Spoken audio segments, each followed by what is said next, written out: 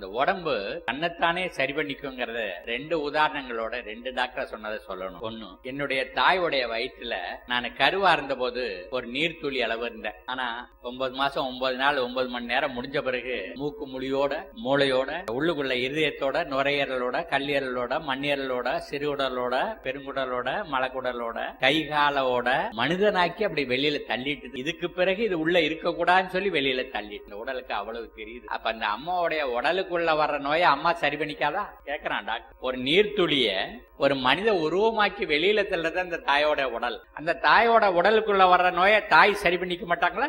என்ன சொன்னான்னா, லங்கனம் பரம ஔஷதம்.